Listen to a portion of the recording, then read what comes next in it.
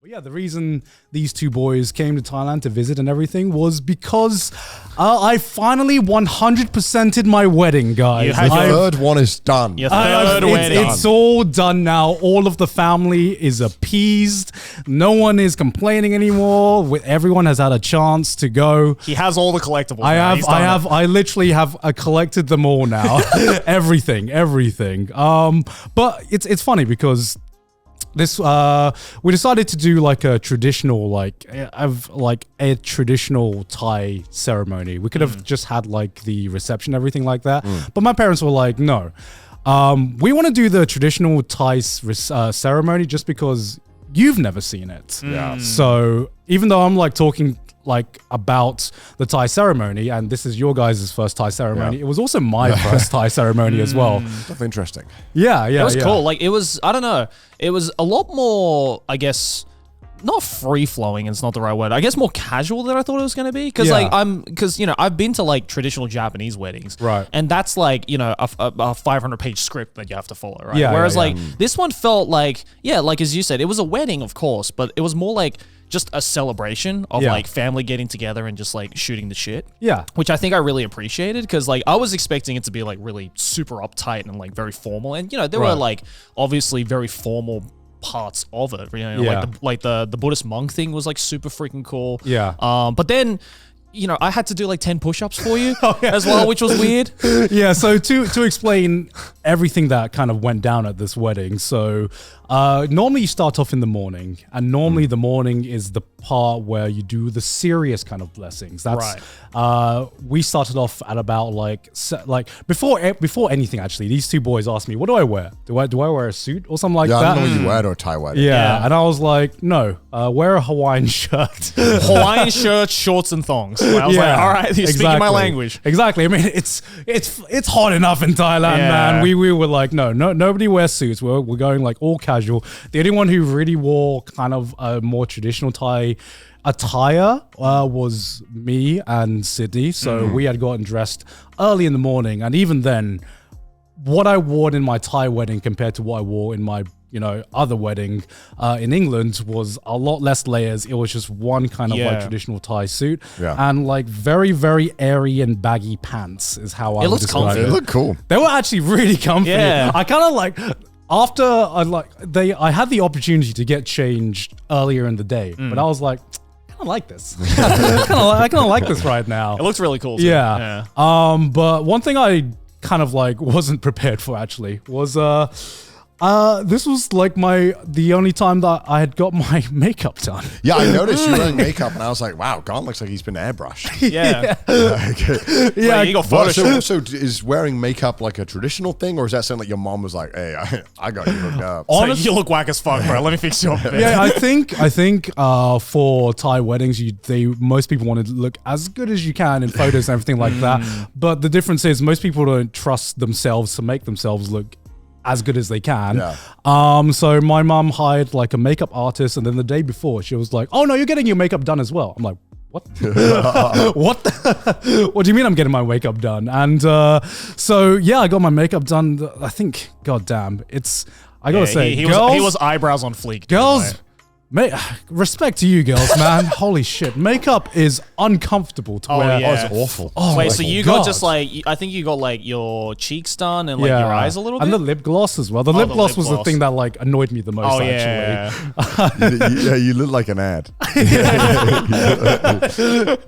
Yeah, so I got ready and got my makeup done in the morning, and then the monks came at around 10 o'clock.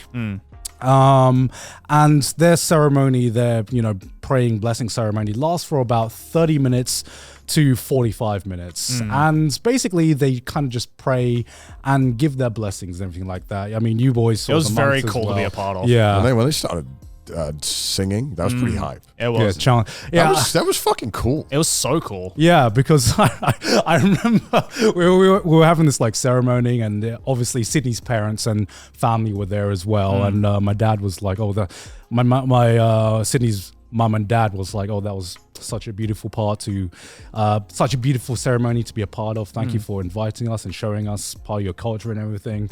And then Sydney's uncle was also there, and he just goes to me, "Man, those monks got bars. I was like, yeah. But it makes sense. It makes sense because I didn't realize this because I've been a monk and everything like that. I didn't realize this, but there's a certain rhythmic quality when they are praying and everything, because there's how it works is there's normally one head monk that starts off a verse, let's say, and they say a few sentences, they chant a few sentences of this verse, and then everyone else joins in afterwards. Yeah, and it's kind of the whole reason why Buddhist monks pray is not because we're praying to a god or anything like that, because we don't have a god in Buddhism, but it's kind of to get us in the right mindset to meditate, to be a monk and everything.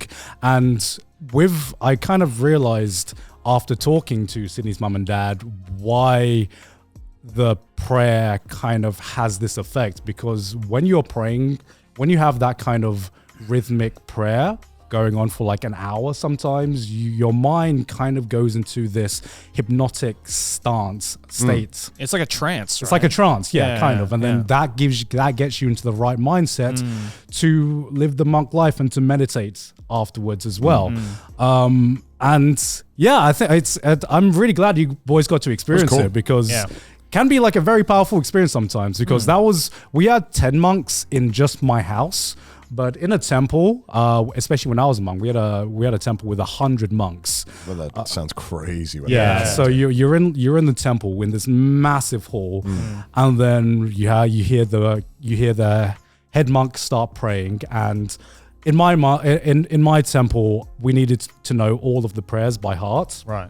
So I needed to memorize them. So I knew when the head monk starting a line, I would know when to come in and I would know when to start praying as well. And you all join in, and the ambience and the sounds that just reverberates throughout the entire temple. It's something I can't really explain via words, but it feels really, really powerful. Oh yeah. Even just with the 10 monks in your house, like I mean, like it just, the fact that everyone was just, very silent, and a lot of us were like closing our eyes and, just trying to like take it all in. It was like, I don't know. It felt very otherworldly, it was, cause Japan has a similar thing as well. In like funerals and stuff like that. But yeah, every time I hear, I don't know what it is. Every time I hear that sound, it just puts me like, I can just feel my body floating away, if that makes sense. It's just something about it, and you don't even have to like know the words at all either. I mean, they're not even speaking Thai.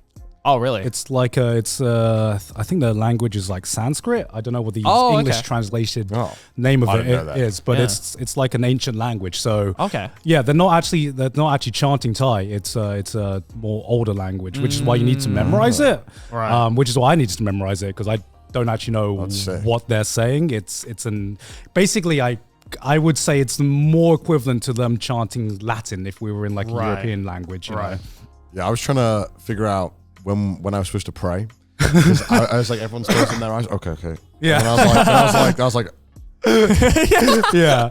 So because I want to be respectful. That guy was just sitting there while the monks are like, I'm like, all right, well, I'll. Even though I don't personally, believe in it, I'd still like to respect any of the culture, especially if they're inviting me to go and experience No, it was. I remember that actually. It was so funny because when they started chanting and most people in the room were starting to pray. Yeah. and I joined in, and I remember halfway through I looked up and your mom is just standing there with the phone like this. That's what kept throwing me off. And I'm like, are you not? Yeah, that's what kept throwing me off. Is that it would be like, I think this is like a Southeast Asian thing where like moms and aunts just seem like unstoppable, and like it's like no matter what is happening, they will be doing what they want to do. Yeah, I gotta get the shot. And it's like it could be like the most important thing ever, and they'll be like, guys, get closer. I'm taking a shot. It's like, whoa. It's like, what?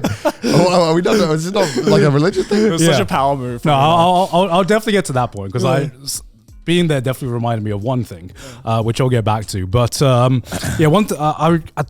the beginning, I was trying to like tell Sydney everything that she had to do, everything she could expect with the monk thing. And then when the monks got there, I'm just like, just follow my lead, Sydney. there's too much going on because there's one thing I forgot to tell her about, which is at the end, we light a candle for the monk, and the monk like melts this wax onto like a bowl of water, which they will then kind of like spray onto us to give us their blessing, right?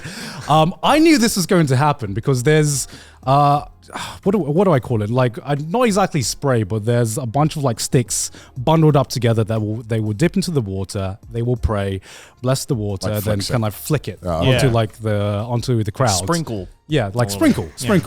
Sydney didn't know this. I knew this was coming, so I've done this ever since I was a kid, and so I knew when the monk is about to kind of spray everyone, just put your head lower the down. put your head down. Put your head down.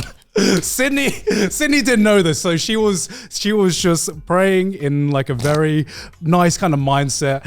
Gets a face full of water from the monk, and she's like, oh. She's in like Madame Tussauds. I think because like we were kind of in the back of the whole thing when it happened, and of course none of us knew that was coming either. So I'm just like silently closing my eyes and praying, and then I get the AOE splashdown, just like oh fuck, and I'm like, is this a test? Like, am I supposed to just like remain calm? And then everyone's just getting like splashed. You didn't get it at all, right? No, I didn't. I heard like Didus and you kind of make a noise. Yeah, because I was behind you, so I didn't get anything. Luckily, I was just like, yeah. So you're in you're in the splash. I was in the splash zone. I was like, damn, this. Yeah, that was a wide AOE, dude. I was just like, oh my god.